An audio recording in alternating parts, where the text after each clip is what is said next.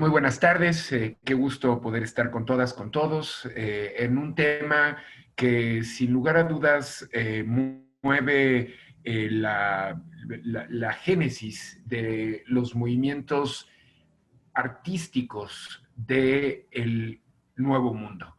El primer arte sincrético del continente americano tiene y encuentra raíz con el franciscanismo. Agradecer, por supuesto, la invitación para poderme sumar a estas charlas que desde múltiples perspectivas nos hacen redimensionar el papel categórico de la Orden de los Hermanos Menores. Y bueno, vamos a dar ese paso de entendimiento entre una realidad y la otra, en el sentido máximo de la representación iconográfica que pues va a tener como también un punto de partida a un personaje nodal para las Españas, desde el primer momento de unificación de España con los reyes católicos, el confesor de la propia reina Isabel, Cisneros, pues teniendo esta cercanía, pues va a modificar sustancialmente los siguientes pasos que deberían de darse en aras de una consolidación del cristianismo, pero con un arraigo de la propia orden franciscana, las ideas milenaristas con las que se va a fundar la orden y va a tener estas premisas con Inocencio III, lograrán permear no solamente en el discurso, sino en la manera de concebir el mundo. Y por supuesto que ya con en el primer contacto, en esta unión de mundos, la labor de los franciscanos, pues va a resultar no solamente importante, porque sería esto la premisa dada, sino a la par para comprender el proceso de conquista, para comprender la administración de una vida que se convertirá en el virreinato de Nueva España o en los virreinatos americanos.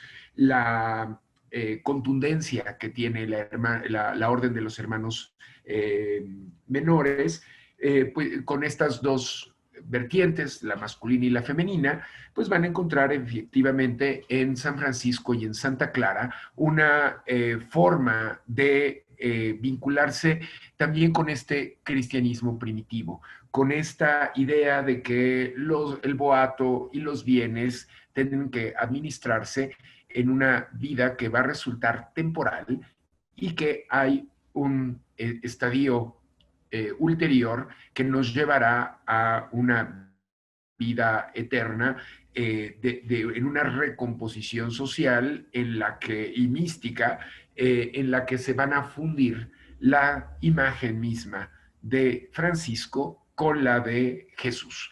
Y bajo esta dinámica, pues habría que entender esas ideas milenaristas en las que surge la orden, en la que se da este ordenamiento del mundo en tres niveles. El mundo habitado por los seres humanos, pero siempre vinculados con un supramundo y un inframundo.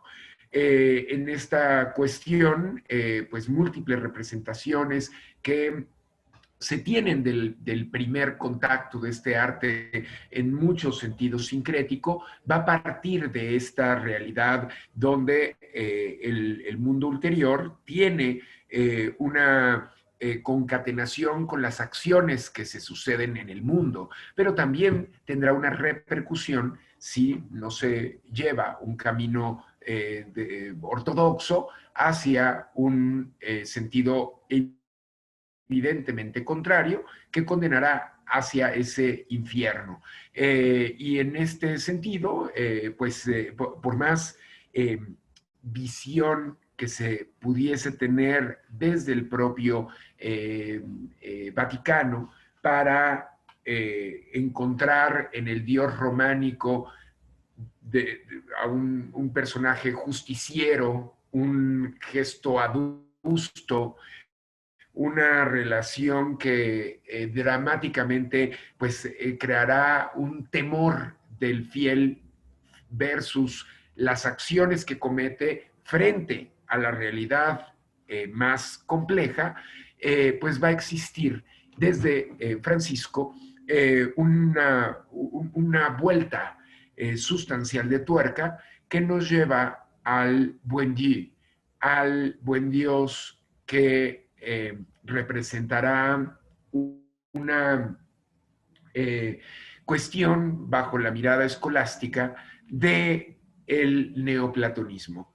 Es decir, esta relación dada innata donde a través de la experimentación del mundo sensible puedo conocer la abstracción más máxima de la divinidad. Sin embargo, van a cabalgar esas dos realidades, la de los franciscanos conscientes de este neoplatonismo y de este buen Dios misericordioso de abrazo frente a pues un ser adusto que incluso no va a representarse, como es el caso de el puritanismo tanto luterano como calvinista. En esta ausencia de imágenes, esta es una de las grandes claves interpretativas para entender por qué fue tan diferente el método de evangelización para las 13 colonias de la Angloamérica colonial frente a la vida virreinal del virreinato del Perú, el virreinato de Nueva España, principalmente con sus capitanías, y más adelante el virreinato de Nueva Granada y el virreinato del Plata ya mucho más adelante. Esta idea de que un espejo será de la divinidad es el ser humano mismo, plantea la vulnerabilidad del ser. Y por ser vulnerable, necesito moldear con ejemplos fácticos y claros cómo pues debo de comportarme conductualmente en el mundo. Y bajo esta idea, pues va a ser necesarísimo encontrar preceptos que, si bien dentro de las múltiples opciones habrá que elegir cuáles dogmáticamente sí quiero defender y otros que voy a dejar pasar. Y a veces hasta con herejías, sobre todo plásticas. Pero esto lo iremos viendo a lo largo de las imágenes. Sin embargo, hay un tema fundamental que va a ser el del bautismo, como esta necesidad premiante, es responsabilidad de los frailes el bautismo, y por otro lado, la natividad que tanto había defendido en las representaciones simbólicas el propio Francisco, con animales reales, con esta idea del Belén, y que codificará después el Belén, los nacimientos, que no solamente se popularizaron, sino que han trascendido hasta el día de hoy en ámbitos los más amplios posibles y plausibles. En este sentido, la cruz será el tercer ámbito de entendimiento de que con el sufrimiento del Hijo del Hombre en la tierra y ese sacrificio máximo del Padre Eterno para entregar a su Hijo para redimir el pecado original, se convertirá en esta especie de corresponsabilidad. Es por nuestras acciones que Él el personaje está sufriendo y es una figura doliente. Esto será muy importante, sobre todo en ese primer contacto, pero iremos en estas transiciones. Evidentemente, el arte de los franciscanos en los conjuntos conventuales no fue el único que existió. Muy tempranamente llegarán también dominicos, después los propios agustinos, más adelante la Compañía de Jesús, y cada uno traerá pues al repertorio iconográfico santos de especial devoción, no solamente los santos patrones de las órdenes, sino a otra manera de abordar los temas, incluso de las propias Sagradas Escrituras, pero lo que es una constante es que se centrará el repertorio iconográfico en el Nuevo Testamento, no así en el Antiguo Testamento. Quizá por las complejidades que llevarían poder ilustrar en estos sitios de fe cada uno de estos pasajes y más bien concentrarse en la cercanía del conjunto conventual para con las comunidades. Esto será categórico porque recordemos que anterior a Francisco de Asisi, los monasterios estaban alejados de la propia comunidad. Eran centros de conocimiento con estas gabinetes de curiosidades, con estas bibliotecas capaces de traducir de tantos idiomas y codificar el conocimiento occidental. Sin embargo, no había una relación de facto con la Grey y Francisco cambiará completamente este modelo de proximidad para con el resto. Aquí lo importante que van a tener no solamente los 12 primeros franciscanos, también habrá que recordar un papel nodal de un franciscano que avecindado en Nueva España, él pues había establecido un punto de conexión, por supuesto, importante en España misma, y que pronto encontrará en el Nuevo Mundo una nueva posibilidad de reversificarse, y me refiero a Bernardino de Riviera o de Rivera, el nombre familiar, ¿no?, de este fraile, que además pues tomará el apellido de la provincia de León, donde de la cual había partido la famosa villa de Sagún, y de ahí entender a Fray Bernardino de Sagún. No sabemos la fecha de nacimiento, pero se infiere por las propias declaraciones ya en Nueva España que nació entre 1499 y 1500, y él había estudiado, se había formado en la Universidad de Salamanca. Es uno de los principales defensores del conocimiento y de la relevancia de educarse. De ahí que pues siempre será categórica esta idea de que pues lo que la natura no da, Salamanca no presta, ¿no? Evidentemente llegando hacia el intelecto, pero es un intelecto sensible el que caracteriza a Sagún. Y bueno, pues él profesó en la Orden de San Francisco entre 1516 y 1518 en Salamanca, perteneciente a la provincia de Compostela. Entonces, con esta idea, con esta formación, para 1529, que llega con un grupo de 20 religiosos, ya sabemos y hemos visto en estas sesiones el papel de los 12 primeros franciscanos. Sin embargo, esta revitalización que se hace de la propia orden, pues estará en el caso encabezada por Fray Antonio de Ciudad Rodrigo, y este grupo de 20 religiosos, desembarcó en Veracruz, y de ahí pues se dirigirían al altiplano central. Fray Bernardino de Sahagún pues estuvo en distintos conjuntos conventuales del centro de México. Por supuesto, Tlalmanalco, Xochimilco, Tepepulco, el Valle de Puebla, San Francisco el Grande, y un lugar que resulta sustancialmente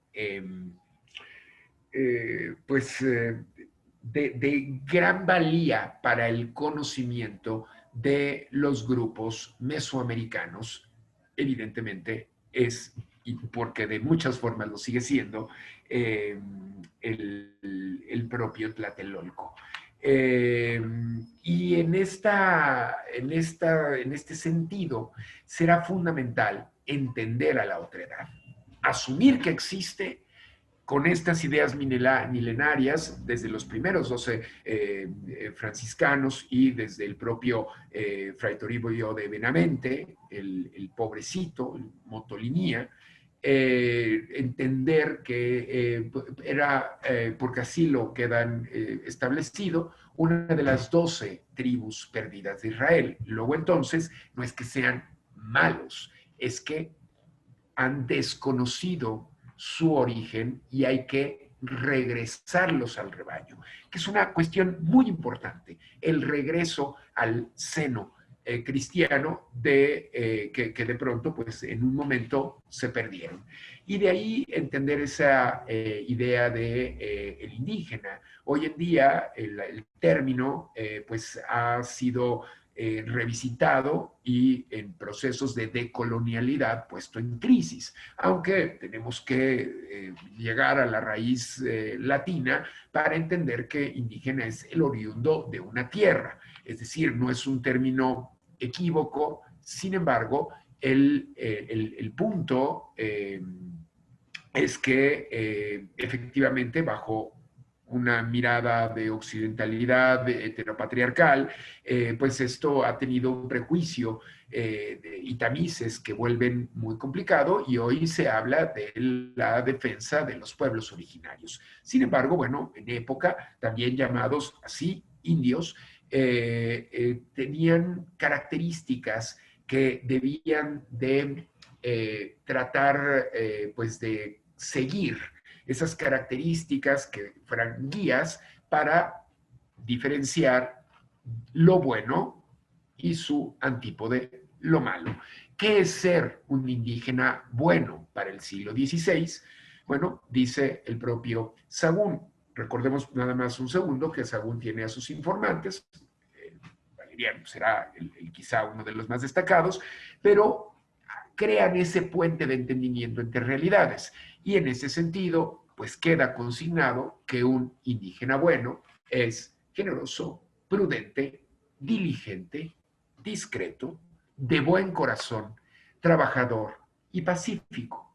Por supuesto, categorías que hoy también resultan quizá insultantes en esta idea de que hay que ser prudente y hay que ser discreto y hay que ser trabajador y pacífico frente a la opresión que implicaría romper la hegemonía del status quo mesoamericano. Pero es mucho más confrontativo asumir qué significa un indígena vil. Y aquí los adjetivos calificativos se propagan, se reproducen, y entonces significa que hay que advertirlos, porque para el franciscanismo el mal habita en el mundo. El mal existe, no mentalmente, existe en el mundo. Y bajo ese derrotero hay que advertir absolutamente cualquier arista y entonces nombrar, definir, relatar, ilustrar. Y un indígena vil, pues será desobediente, fanfarrón, malcriado, perezoso, gordinflón, bobo, necio, tosco, indiscreto, despreciado, infiel, avaricioso, soberbio, enfermo.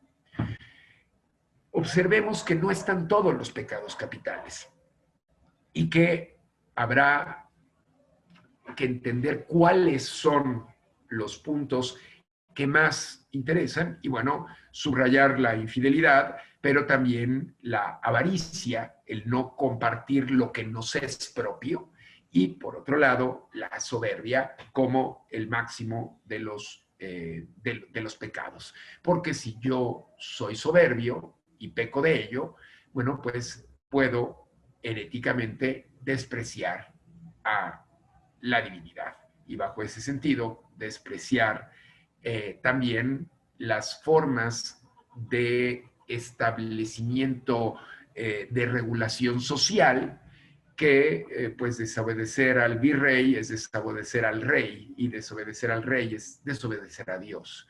Entonces hay una apremiante necesidad en ese primer momento de contacto de someter moralmente y finalmente regular éticamente el comportamiento de un individuo. Pero este era el indígena varón. La indígena, para ser considerada buena, es mucho más complejo.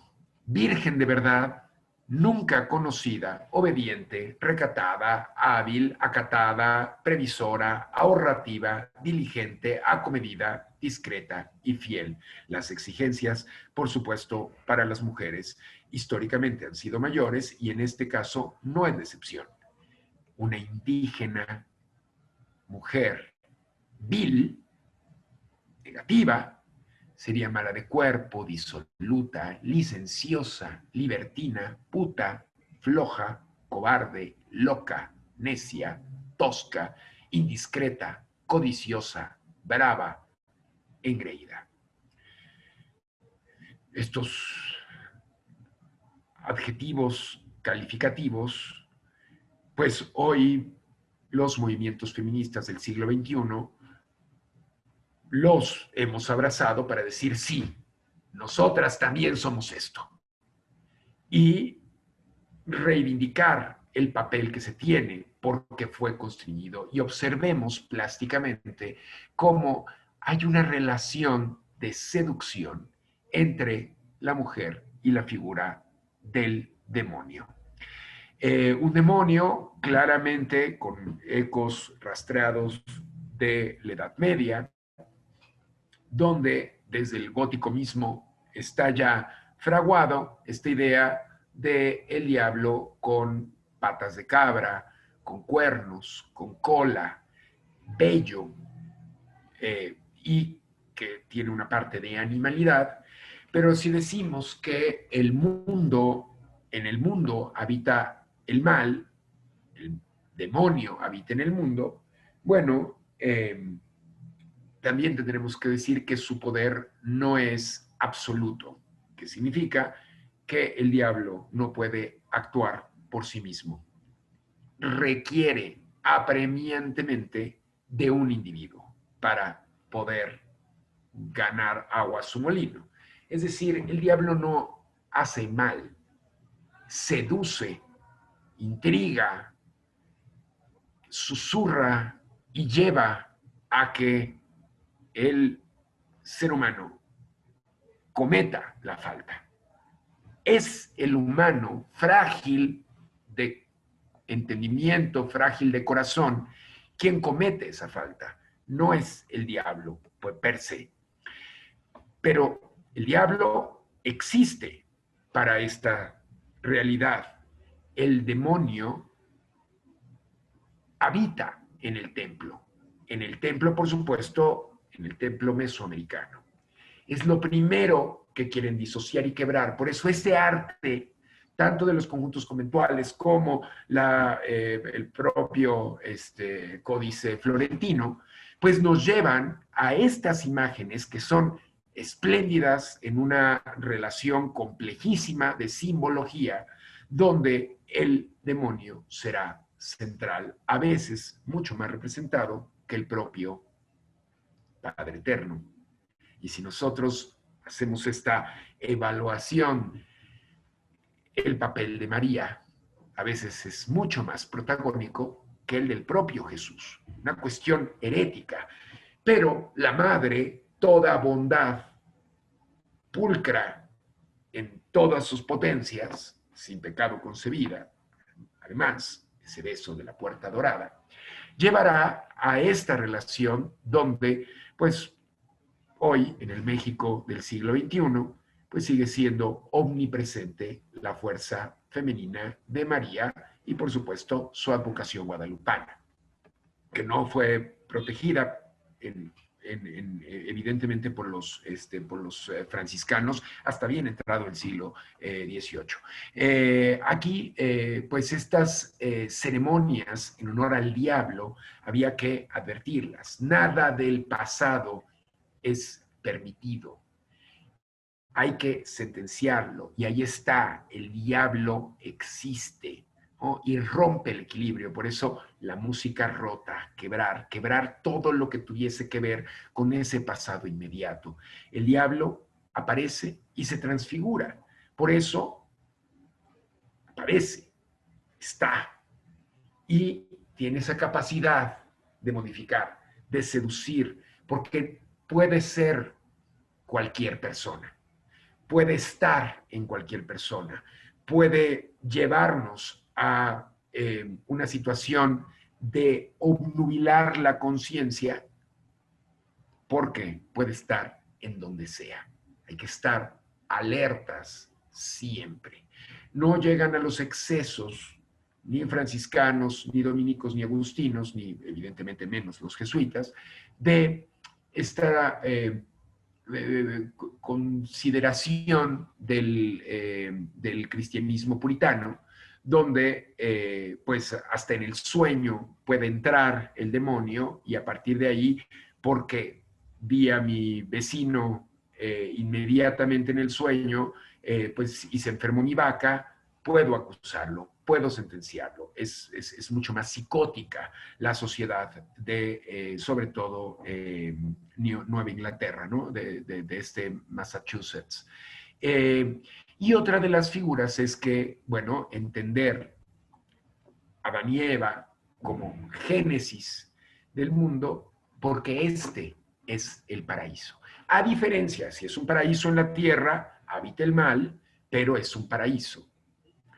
Y somos descendientes de Adán y Eva, dicen los franciscanos, pero de nuevo observen la gran presencia de la serpiente.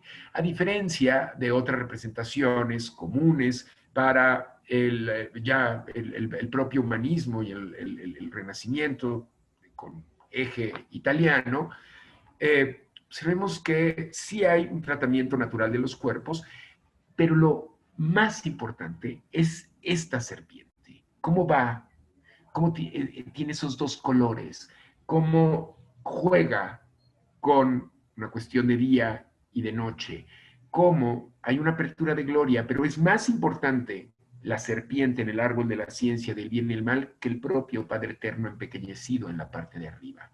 De ahí, por supuesto, que tendré que echar mano de las propias referencias de los artistas en un proceso mesoamericano de readaptación y cambio de estructuras y por supuesto que esos artistas van a nutrir el imaginario católico. No podría ser de otra manera. Y ver esas fauces, entender de dónde están, cómo son omnipresentes. Los dominicos van a tener una relación todavía visualmente más agresiva en las representaciones demoníacas, pero observemos que en distintos conjuntos conventuales franciscanos están presentes, están ahí. Y para entender qué hago con estos que se perdieron, con estos buenos de corazón, pero que no están en el redil el proceso de evangelización, pues será una conquista de la cruz tan importante y tan necesariamente llevada como la conquista de la espada. No hay forma de disociar una de la otra. Y son responsables. De ahí que esta evangelización pues cree métodos novedosos que en realidad no encuentran puntos de encuentro de antecedente en el viejo continente, pero acá se tendrán que reversificar cualquier forma y cualquier pulso. Vean cómo, a pesar de que están en un templo, no tiene que ser una gran edificación, esos símbolos vendrán poco después. Sin embargo, aquí es el templo, está el fraile franciscano en la comunidad, ahí está, directamente, y como el diablo trata de sacarlos, estos demonios empiezan a verlos. Sin embargo, bajo esta realidad interpretativa, no es solamente un diablo. Diablo, ¿cuál? ¿Bajo qué categoría? Y hay una clasificación que para el siglo XVI se tiene muy clara, dada por el obispo de Treveris, Peter Binsfield, a partir de distintos pecados capitales. Y entonces Lucifer se muestra como causa de todo orgullo. Mamón es el origen de toda avaricia. Satán provoca la ira. Belcebú o Belmont tienta y estimula la gula. Y la gula, pero también uno de los pecados, eso sí, para tanto Angloamérica colonial como para el virreinato de Nueva España, pero también del Perú, uno de los vicios que más se va a buscar abrogar sería la incontinencia en el beber. La dipsomanía será sentenciada y de ahí que Beaumont tenga un papel recurrente, ¿no? En la vida cotidiana, en la forma de hablar y de advertir, en el propio sermón, en el propio cántico, en la propia relación social, tendrán cada uno de estos, no es simplemente Lucifer o el demonio, son todos estos que estarán en el campo de acción de un individuo. Y bueno, Leviatán será el que rija la envidia y Belfergor, pues uno de los pecados que de pronto fue uno prácticamente específico para los indígenas, que nada de ello tendrían, sería la pereza, ¿no? Como no quiero empeñar mis voluntades en entender el canon, esa pereza va a decir, es que Belfegor está ahí. Y vamos a encontrarlo en muchas representaciones, bajo muchas dinámicas, incluso, no es esta sesión para hablar de las propias oraciones, pero quizá en otro momento sería genial qué implicaba, cómo advierto y cómo me alejo de cada uno de estas pues transfiguraciones del representante del mal, y que se debe de pues no poner en el mismo saco, porque cada una de estas acciones tendría que ser perfectamente identificada para advertirlo y entonces mi pensamiento, mi palabra y mi acción irían en sentido opuesto al que estoy pues buscando moralmente hablando. El diablo, todas sus potencias, infunde miedo. Y no solamente el miedo de te va a pasar algo negativo, es que la condena eterna es el peor de los miedos. Y advertirlo, como ya lo habían hecho, por ejemplo, esto en la propia Alemania, en München o en Múnich, en la catedral, la pisada del diablo entró, pero tiene que jugar, tiene que salir de ahí.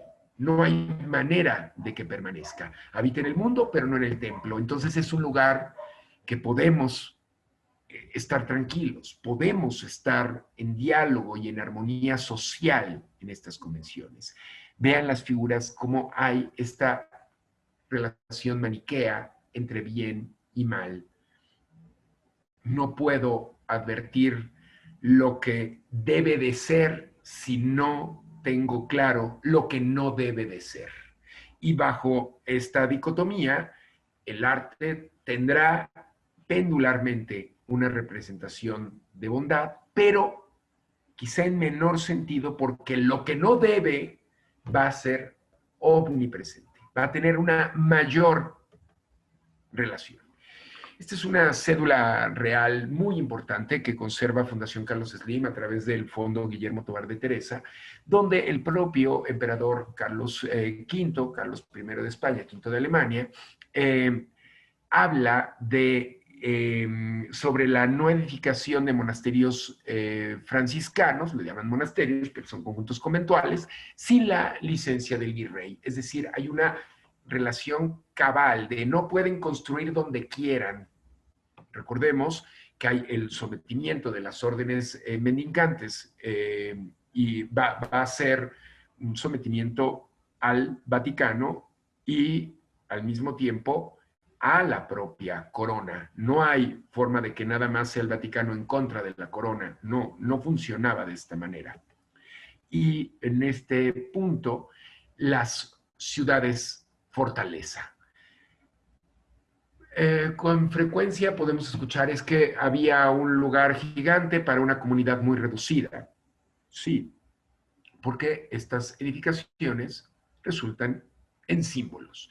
No es que hubiese, como en el siglo XVII y más adelante en el XVIII, una vida intensísima dentro de los conjuntos conventuales. Para el siglo XVI es un puñado de personas que tienen un montón de responsabilidades y que no pueden nada más quedarse en el conocimiento por el conocimiento. Tengo que actuar, tengo que salir, pero salir implica arriesgar, por supuesto, la vida. Y no es que un conjunto conventual esté tan cerca de otro, tengo que llevar largas distancias y ante todo convencer. Y esta idea de las almenas, la representación de que el poder de este bastión llega al cielo mismo. Y es el cielo quien permite, y desde el cielo, desde donde se permite, el aleccionamiento moral del ser humano. La propia Jerusalén se piensa, ¿no?, que llevada desde el Gólgota mismo, entender, fíjense lo curioso, Jerusalén y el Gólgota, ¿no?, en esta relación, en esta sobreposición, entender que si uno desciende, no solamente voy a encontrar el cráneo de Adán, si uno seguiría ese axis mundi de del lignum crucis, de la cruz, sino bajo y después del río de Queronte de los muertos, el limbo, y pasan todos los círculos infernales, llegaré a Dite. Y del otro lado, no importa el punto donde esté, del otro lado estará la representación de la ciudad de Dios en la tierra. Ese es el entendimiento del orden. No es que estén pensando si el mundo es curvo o plano, no, no, no. Es si yo bajo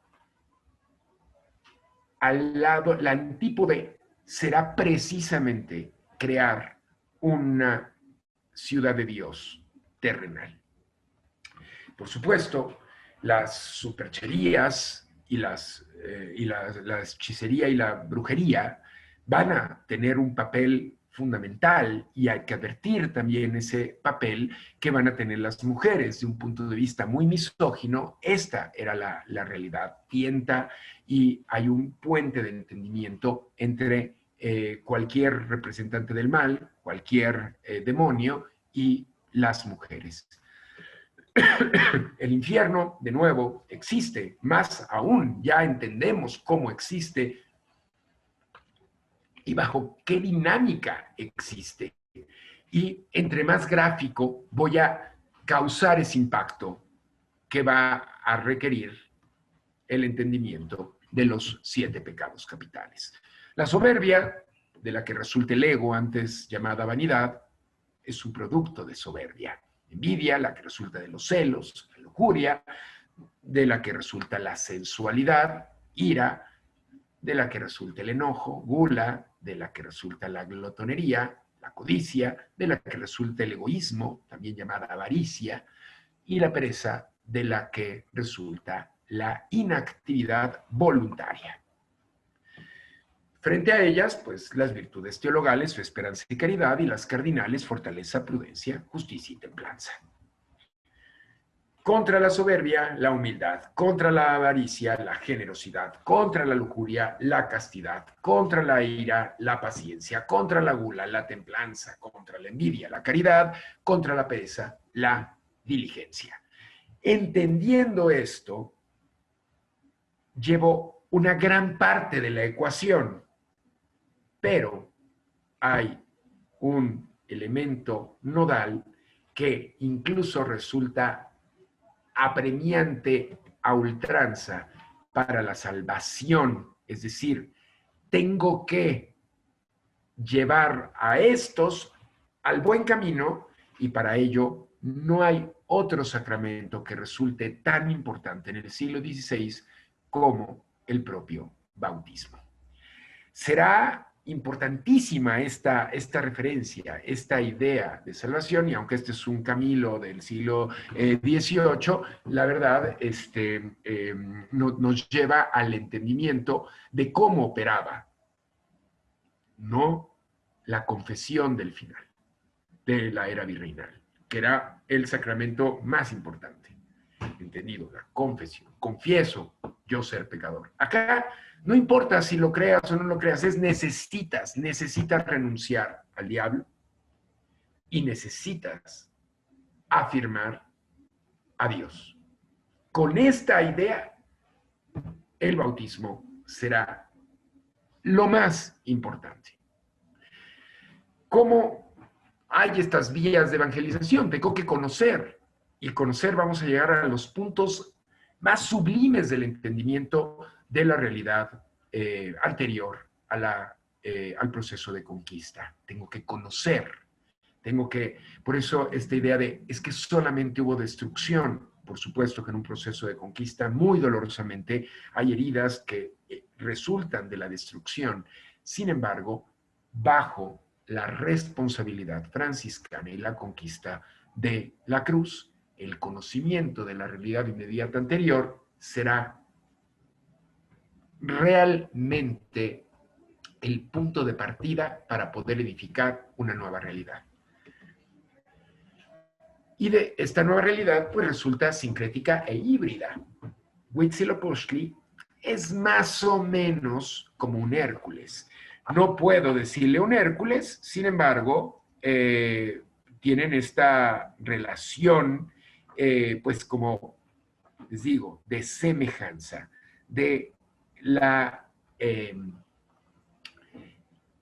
entender de dónde parte una realidad y dónde parte otra. Buscar esas analogías entre el paganismo europeo y el paganismo americano. Xiuhtecutli es como un volcán, claramente. ¿Y qué características? Pues tiene, y empiezan a crear esos puentes de entendimiento, a veces evidentemente forzadas las relaciones, pero es en aras de entender una realidad distinta a la cristiana. Pero bueno, tengo que desarraigar. De ahí la misa, de ahí, por supuesto, la forja de lo que será la capilla abierta. La capilla abierta tendrá notablemente pues, a Jesús, o formas también de la propia vida anterior al proceso de conquista, elementos simbólicos y alegóricos mesoamericanos readaptados, porque recordemos, pues las manos de los propios nativos americanos son los que están realizando este nuevo orden visual. Y de ahí, pues, la fundamental y nodal relación del conjunto conventual con la capilla abierta, pues en este caso, Tlatelolco. Y la capilla abierta, pues la primera hito será Tlaxcala, desde el poder franciscano, y muy poderosamente lo vamos a repetir para dominicos y después para los propios agustinos. Pero entender esto fue un método concebido por los franciscanos, ideado para el Nuevo Mundo. Era esta la idea. No hay antecedentes con estas características en otra latitud y es, en principio, creo que se ha repetido en múltiples ocasiones, la idea de si yo tengo una relación con la naturaleza, no me voy a ir a encerrar. Esta falsa idea de que al indígena no se le deje entrar al templo. No, al indígena se le considera, a la nobleza indígena se le considera. La relación no es vamos a aniquilarlos y vamos a aprovecharnos de ellos. No, necesitamos porque son almas que deben de engrandecer la idea de Dios en la tierra, pero además son responsabilidad de los propios frailes. La pila bautismal, de nuevo, adquiere todos los sentidos posibles.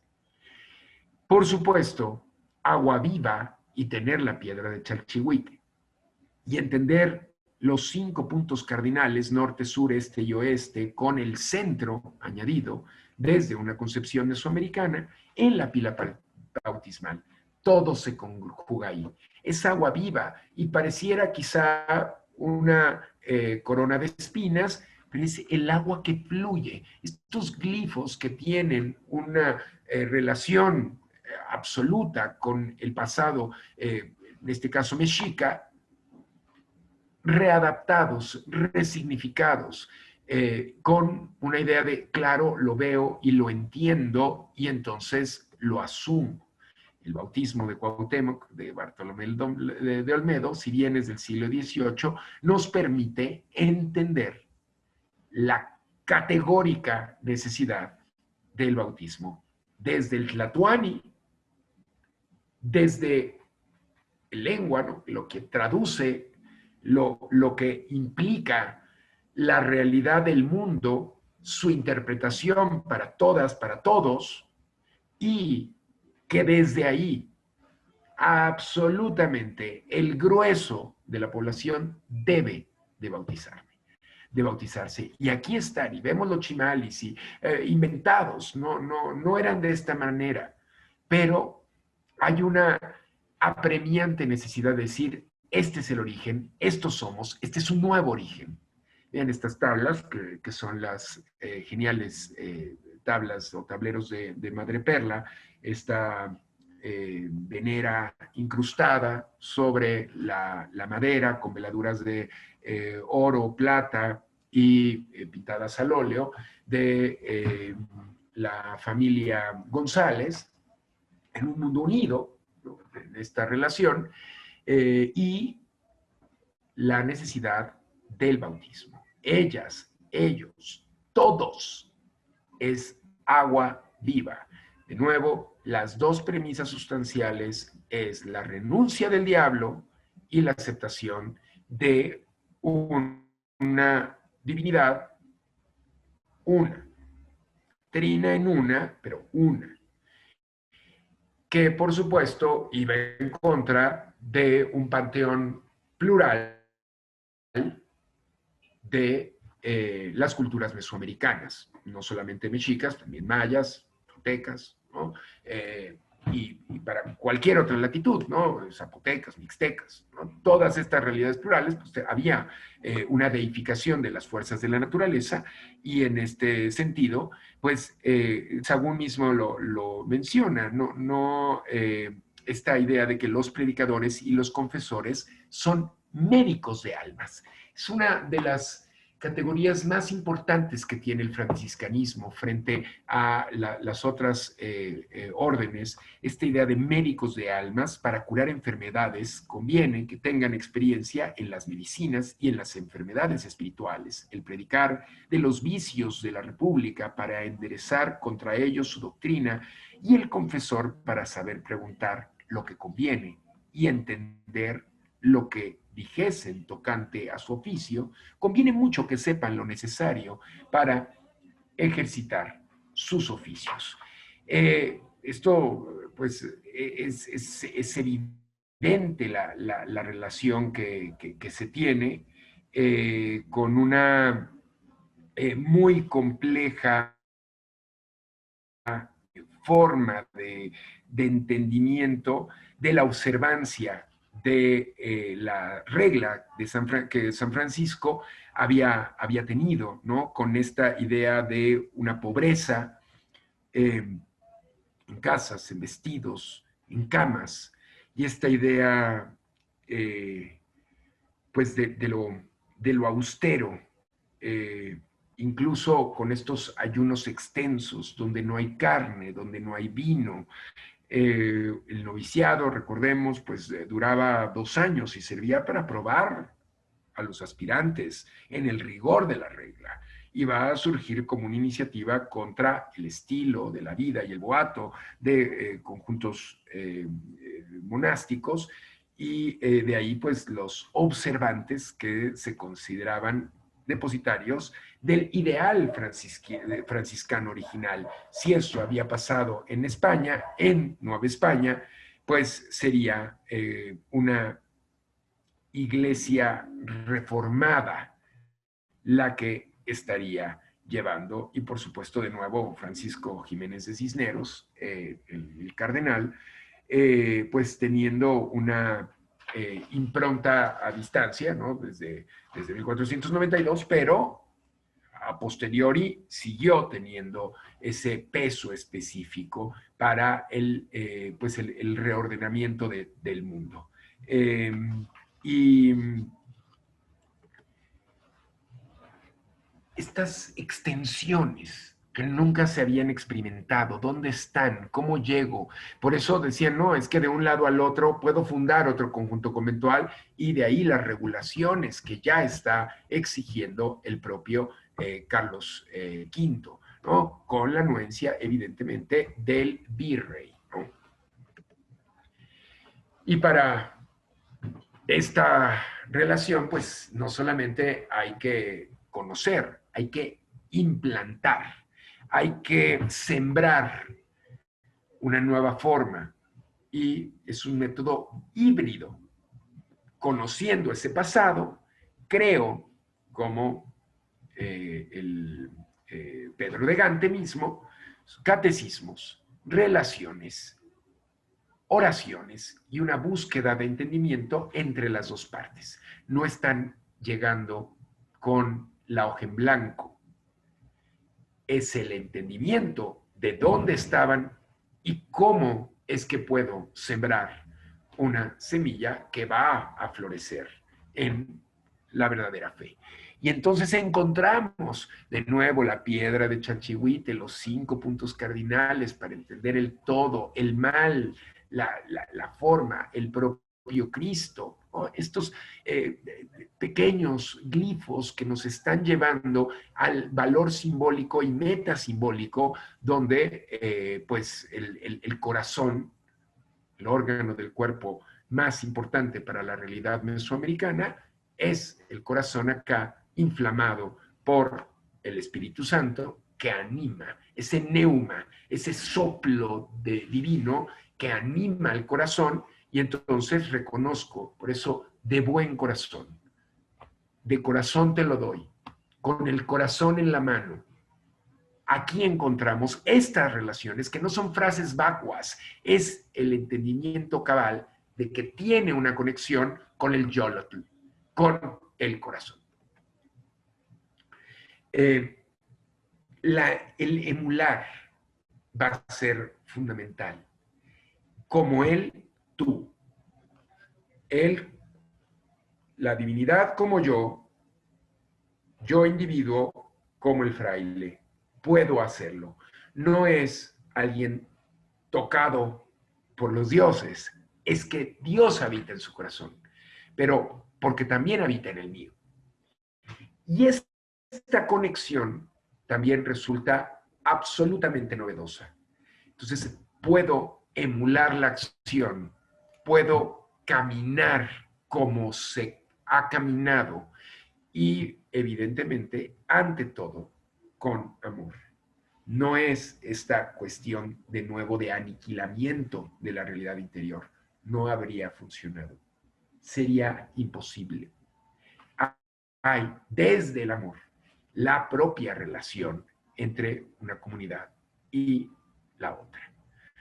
Ver los poderes que tiene María, los poderes reales que tiene María, que la vemos en todo momento, hasta en la misma cruz, pero no es una mujer del barroco la que llora para el primer contacto, para el primer momento, es un modelo de extrema de belleza, de extrema juventud, de extrema bondad, que nos permitirá entender la figura para desterrar esos vicios, estas cuestiones del corazón.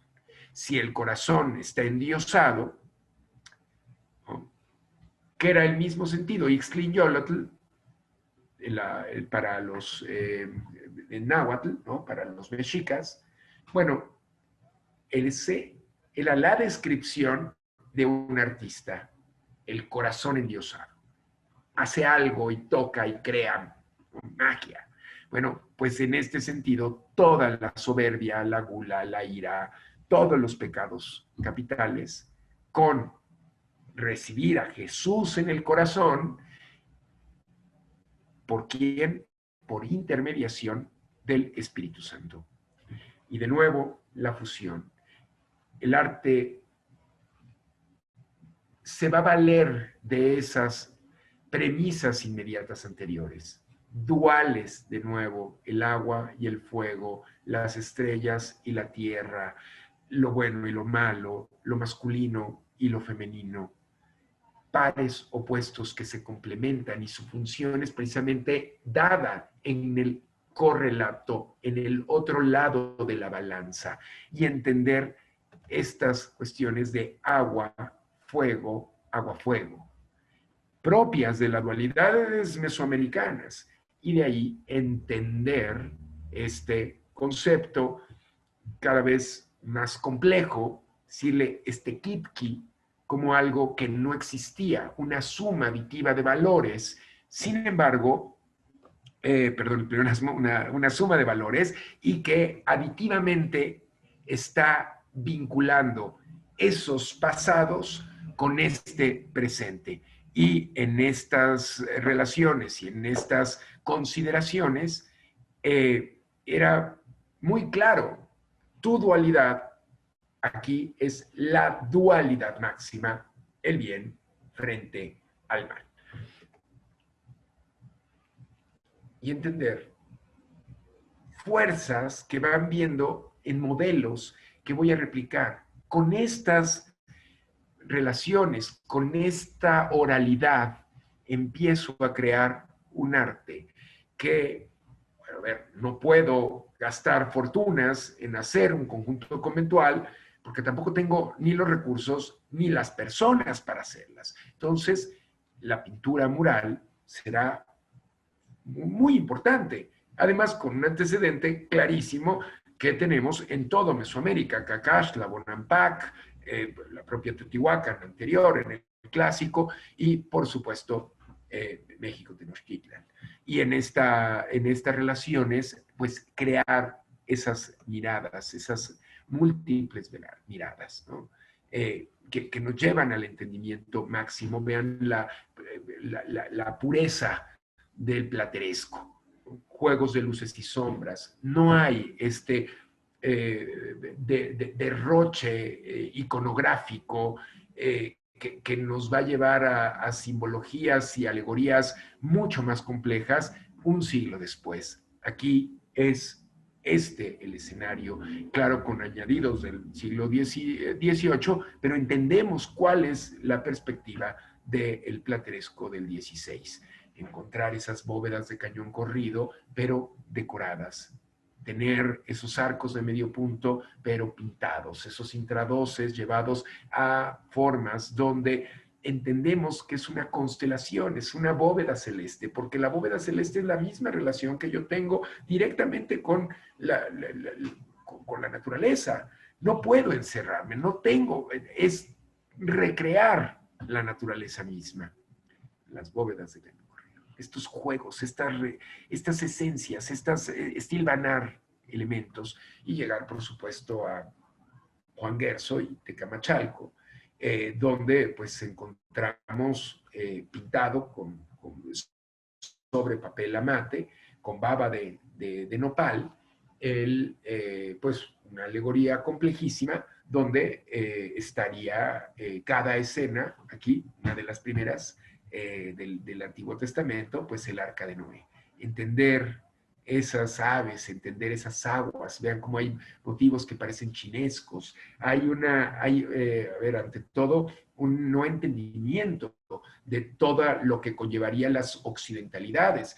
No estoy familiarizado con un caballo. Recordemos estas primeras narraciones de que era como un venado que se separaba y se unía, era una bestia que sacaba fuego porque el arcabuz pensaba que salía del propio caballo y mata, hiere y tiene lumbre en los ojos para ver el disparo. Entonces tiene lumbre en los ojos. No sabemos cómo referirnos a eso que no había visto. Y entonces tengo que llegar con premisas clarísimas desde mi propio entendimiento, desde mi propia realidad. Y observemos esto pasó. Esas genealogías, esto es de otro tiempo, como este tiempo que ya pasó para ti. Por eso la relación del Arca de Noé. Les digo, no de todos los del Antiguo Testamento hay muchos elementos, pero aquí traía esta idea de poderlo presentar a ustedes, esta cuestión de, a ver, uno, ¿qué implica Noé? Una separación. Bueno, en cada elemento simbólico, sí se separaron y el resto se ahogó. Se ahogó porque no trabajaron de la manera correcta, no hicieron lo que debían de hacer y entonces pues hay un cataclismo. Entonces este cataclismo que está aconteciendo, bueno, es un cambio de era, un cambio de realidad, pero es para bien. Nos trajo aquí. Esa arca va a llegar a buen puerto y la paloma volverá, ¿no? Tendrá esta rama de olivo. Vean aquí lo interesante, me interesaba desde los primeros conjuntos conventuales franciscanos ver estos errores de perspectiva. No hay perspectiva plástica para Mesoamérica, porque no interesa, es simbólico. No quiero que se parezca a, quiero que sea un valor a través de. Y esta relación empieza cuando dicen, tienen que representar de esta o tal manera, pues hay estos fallos que en realidad, bueno, es que nunca habían tomado una clase de perspectiva y aún así crean elementos fascinantes. Y juzgar, como muchas veces se juzga, desde Europa o desde las occidentalidades al arte del primer punto, al arte no hispano, pues no, ¿qué quieren? Que se jueguen fuercitas y acaben perdiendo porque decir que Albert Dürer o que el propio Leonardo da Vinci o Michelangelo Buonarroti pintaban mejor, es que no estamos entendiendo la premisa y no estamos entendiendo ni el para qué, ni el qué, ni el cómo. Pero vean cómo habrá elementos donde exista la comunidad. Como tu comunidad, esta es una comunidad. Y aquí estamos. Y por eso las líneas genealógicas serán fundamentales.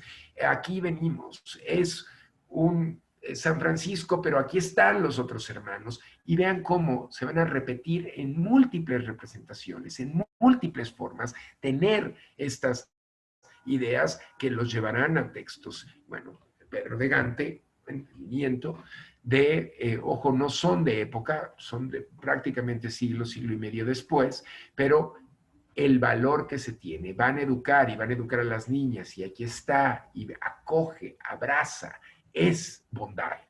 El catecismo de Pedro de Gante es uno de los más interesantes y bellos ejemplos, con, por supuesto, la necesidad del entendimiento de la realidad inmediata anterior mexica.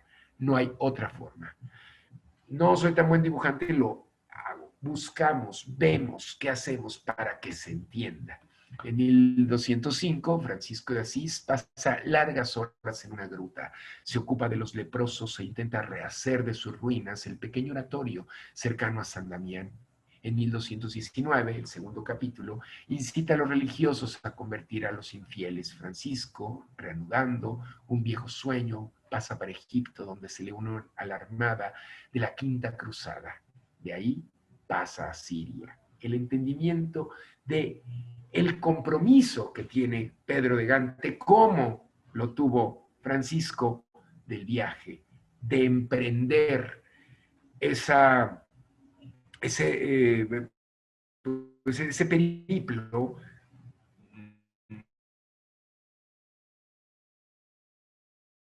no lejos de abrazo de la comunidad. Ese es el punto. ¿Y cómo lo va a lograr? A veces, bueno, con formas poco rígidas que van a dejar un campo a la interpretación individual. Entiende más o menos lo que quieras. Si quieres decir que Tlaloc, que es como un San Isidro de Labrador, más o menos. A ver, no puedo ganar todas las batallas, entonces si quieres entenderlo, bueno, no es ortodoxo, podría ser herético, pero no me importa. La fundación de escuelas para indígenas, como un medio de cristianización, será fundamental en todos lados. Escuelas, la capilla abierta, el conocimiento de las lenguas indígenas será también apremiante y necesario. La relevancia y la urgencia como un instrumento de evangelización. Tiene que ser relevante, tiene que entenderlo, pero tiene que ser rapidísimo. Bajo estas premisas, bueno, pues lo que queda es un entusiasmo por el buen ingenio que demostraban los naturales. Ven. Y sabemos que generalmente fueron bien vistos en las comunidades. Siempre habrá estas relaciones y además en procesos de colonialidad, bueno, decir es que todos los frailes fueron buenos. Evidentemente no, hubo excesos, seres humanos que tenían vicios y tenían virtudes.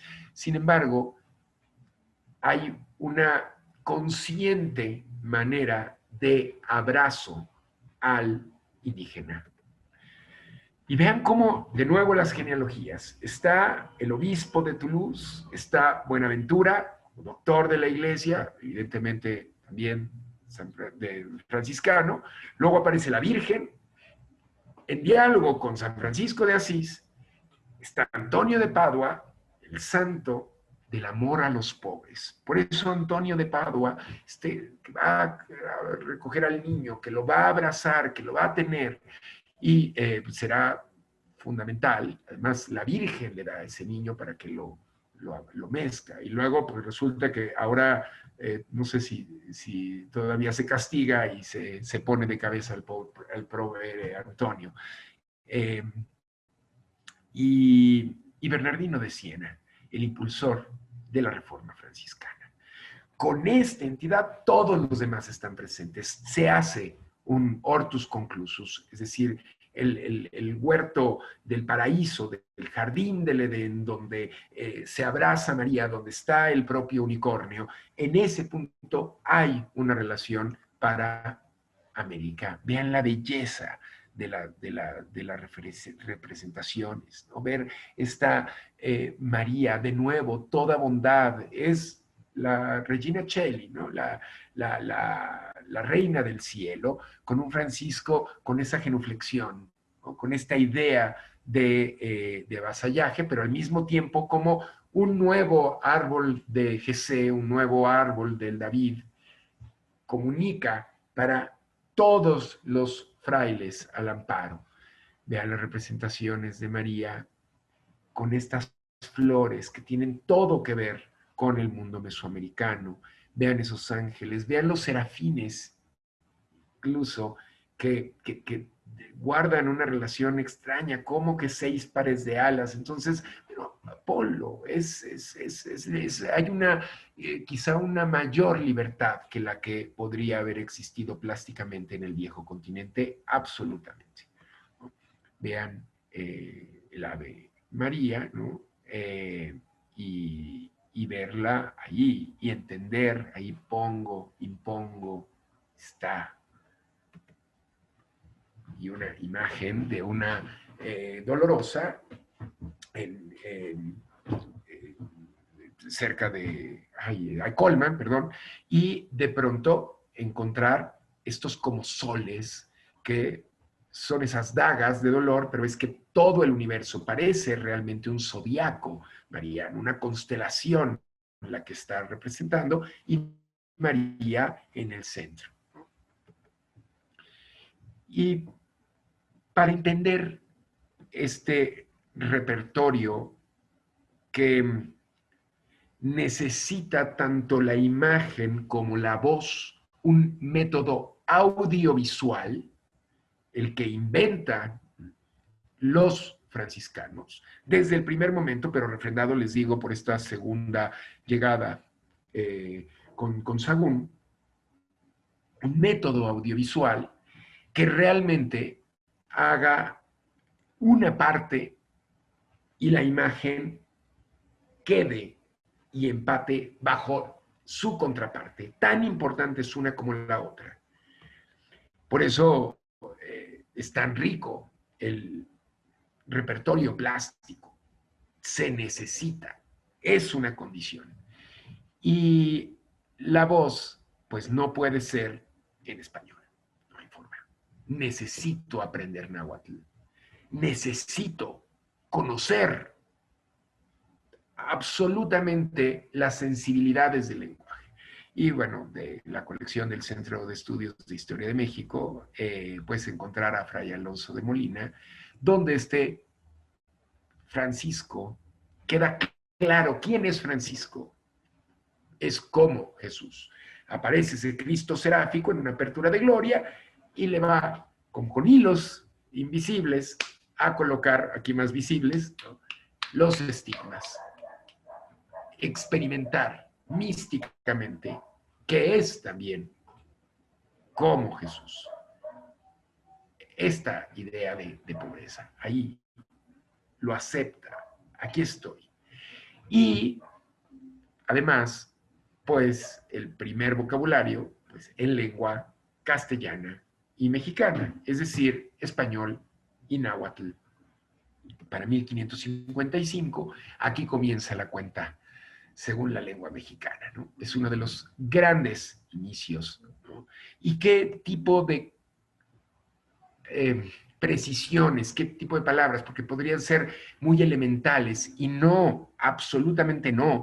Vean la relación de, el abatimiento, el abatir otro humillándole, abatir a otro humillándole. ¿Cómo se nombra?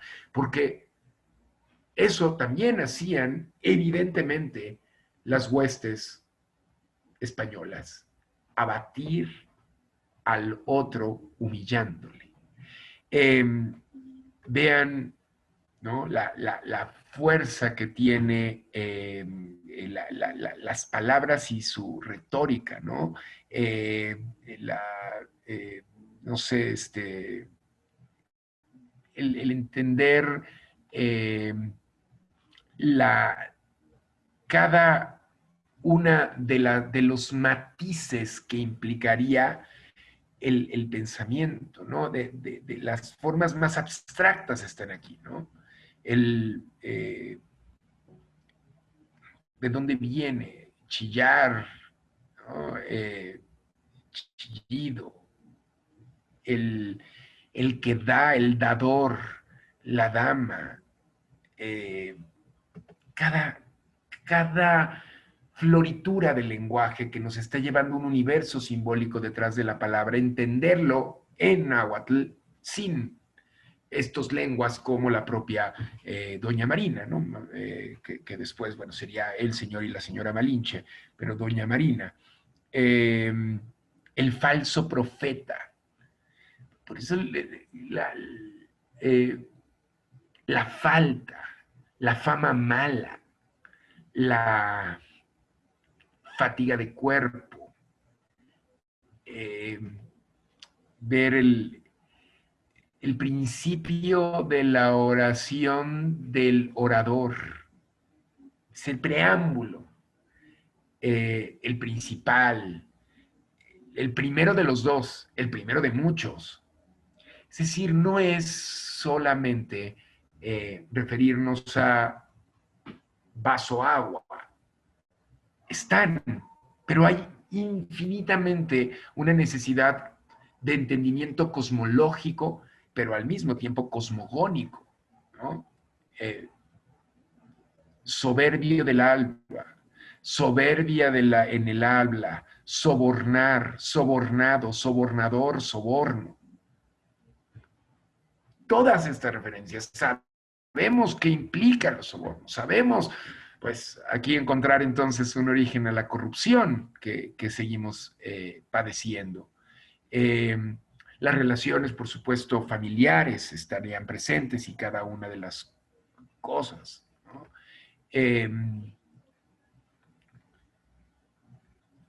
Un poco más, un poco menos. Eh, es que de nuevo, hay una forma, no desde la poética, es del entendimiento de la otredad, que es distinta, pero está presente. Evidentemente números, evidentemente buscar las maneras, pero a ver, no nada más es 140, 259, 51, 37, es decir, tratar de que, obviamente, para entenderlos, y hoy se vuelve una parte sustancial para aproximarnos a esa realidad mesoamericana. No hay otra forma más que con estas occidentalidades y bajo el tamiz y el riesgo de las occidentalidades, pero no hay otra manera.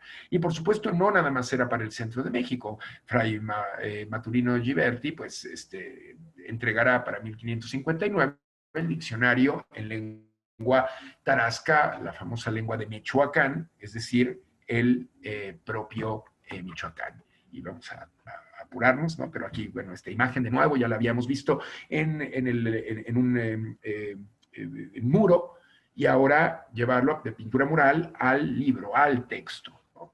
Y igual, ¿no? Dulce, dulzura, miel de maguey, dulce del paladar, en el cielo, del cielo, por el cielo mismo. Eh, esta relación que se tiene, emplumar, emplumado, eh, no sé, me parece que tiene toda una suerte de aristas que realmente simbran y entendemos dónde estamos, ¿no? Tantas a la vez, ¿no? Y bueno, llegar al entendimiento cabal de esas palabras, ya conociendo, pues, y con el método audiovisual, el cielo es una suma potencia máxima, bueno, tú sabes, las aves y sus plumas tan codiciadas para refrendar arte en Mesoamérica, vamos a utilizarlas. Este arte es sincrético. Siempre cuando se dice mestizaje, me parece muy compleja palabra, también en procesos de colonialidad, porque querría decir que hubo una situación, pues, natural, no, una imposición. Y además, pues recordar que hoy biológicamente las razas no existen. Entonces, esta idea es equívoca, pero sí hay un sincretismo, obviamente desde una occidentalidad, pero está dado a ese azul intenso. Es la pluma del colibrí, pero está el azulejo real y está el canario y está el pato. Y aquí para la misa, Dios en la tierra a través de la misa, del poder de la palabra hablada y representada. Ahí, entenderlo ahí, ¿no? Dios Padre, Dios Hijo y Dios Espíritu Santo, a través de mí, gobernamos al mundo, el orbe. No es el mundo, ese no es un mundo, el mundo no era redondo, es la tierra plana con ese supramundo, el paraíso, el cielo y el inframundo. Por supuesto que la porciúncula va a ser uno de los grandes pasajes, así como intervino María ante su hijo para que ese pequeño reducto de tierra en Assisi, que hoy todavía se puede ver vibrantemente lo que implicó ese pedazo, ese cachito de tierra para que se hiciera ese conjunto conventual. Bueno, desde el Museo Nacional de Arte, Baltasar Echave Orio entrega en ese manierismo estas imágenes donde entendemos el papel del propio Francisco y María. Yo no decido, es mi hijo, pero bueno, el hijo, ok, madre, si tú lo quieres. Vean, hasta el nimbo de María es mucho más brillante que el propio Jesús. Vean cómo baja en ese manierismo de una apertura de gloria que no acabamos de entender de dónde sale, parece una escena adentro, y una nube, una cascada de nubes doradas se presenta. Dice el investigador Rogelio Ruiz Gomar del Departamento del Instituto de Investigaciones Estéticas de la Universidad Nacional Autónoma de México. Por lo que toca al cuadro de la porciúncula, cabe recordar que ese es el nombre de la capilla considerada como la cuna de la orden franciscana y que San Francisco amó con preferencia a todos los demás lugares del mundo. Y es también ese el nombre que por extensión se le ha dado la visión con que fuese distinguido San Francisco precisamente en esa capilla. Tanto amó esa capilla, en la que además de que su comunidad tuvo sus humildes comienzos, él progresó en la virtud y estaba convencido de que estaba henchida de abundantes gracias y era visitada por los espíritus celestiales, que al sentir que se acercaba el final de su vida, pidió ser trasladado en ella para morir ahí en 1226. Bueno, esta es otra porciúncula. Otro elemento, por supuesto, el barroco de Zurbarán, desde el sur de la península ibérica, va a ser categórico para modificar las condiciones artísticas de los virreinatos americanos. Esta idea de San Francisco con el sayal humilde, ¿no? Entender esta fibra áspera y que está remendada, y la vanitas de la Eclesiastés. Vanidad de vanidades, todo es vanidad, presente, somos finitos. Diego de Borja, con esas relaciones que tienen que ver en un proto barroco, desde Puebla, él siendo un pintor formado en Flandes, actual Bélgica, ver a San Francisco con esta belleza, con esta dulzura. Es su colección de Museo Sumaya. Pero vean lo que está pasando, es el pasaje del hermano León. No importa el hermano León, importa Francisco, aquí está. Y es el momento en donde va a experimentar la estigmatización. Habíamos hablado del propio Antonio de Padua, pues ver la delicadeza. Vean de esto mucho más adusto al gusto novohispano, con esta luz, con esta colorimetría de bondad, de belleza. Vean el cielo estrellado. Es hasta un poco más naif la imagen.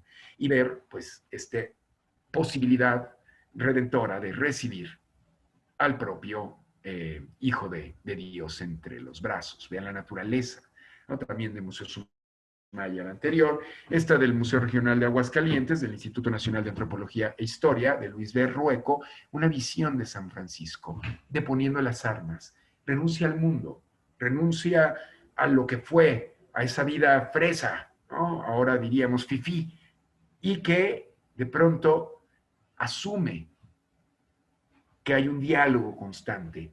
Vean ese barroco como está buscando otro entendimiento, pero quería traer a cuenta a Juan Rodríguez Juárez por este verdadero retrato del venerable Gregorio López, 1699-1720 aproximadamente, porque sabemos que no es un religioso, pero decide él mismo vivir como franciscano y ser representado, si no con el cordón, con un hábito, con una especie de sayal.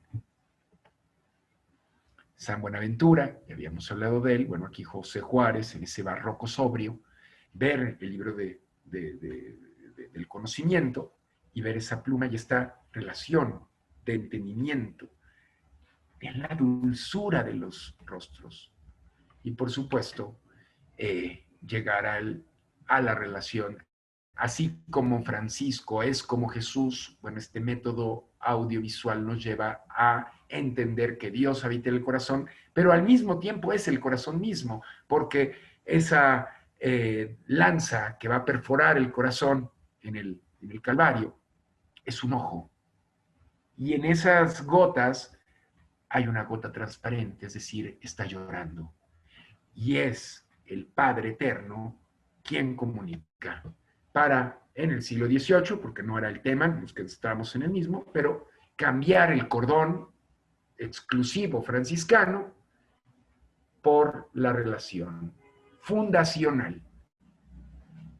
El brazo diestro de Jesús con el brazo de el propio Francisco de Asisi.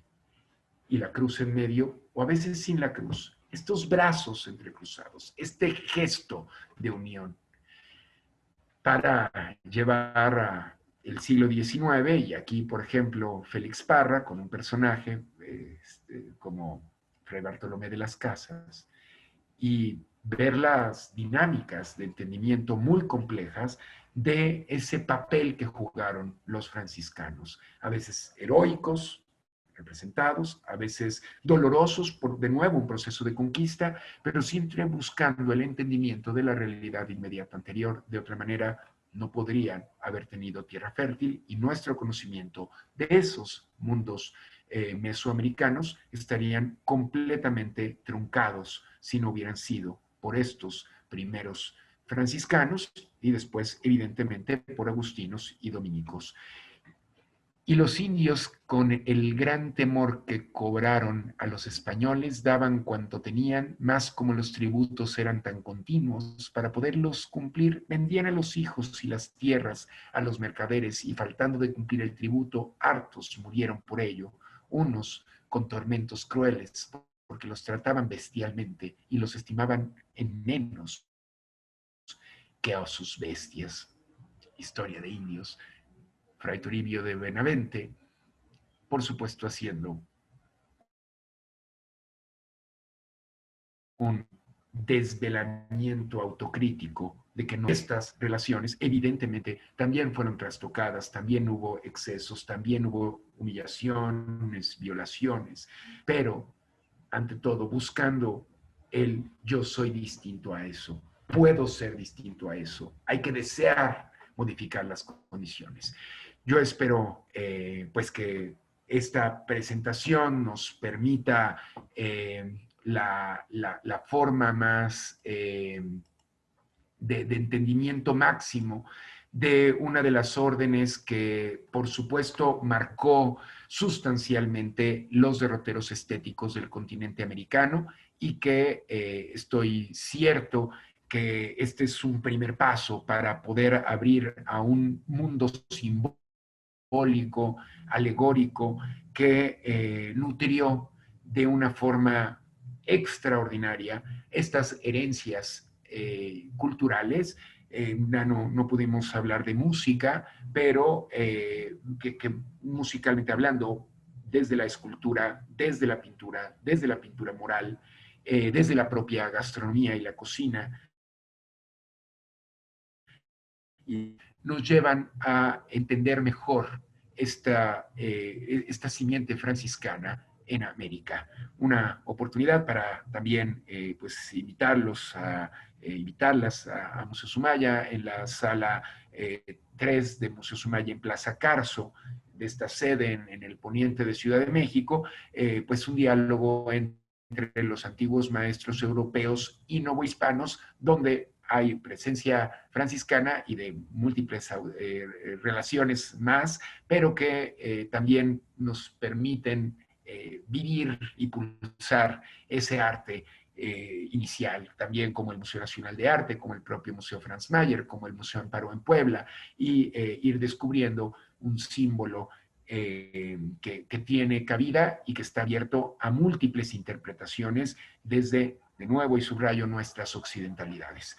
Muchísimas gracias y ahora estaremos contestando preguntas si las tienen y un agradecimiento de nuevo al Centro de Estudios de Historia de México, a queridísimo y admirado Manuel Ramos Medina y gracias por hacer comunidad. Síganos en redes sociales, @elmuseosumaya. Muchas gracias.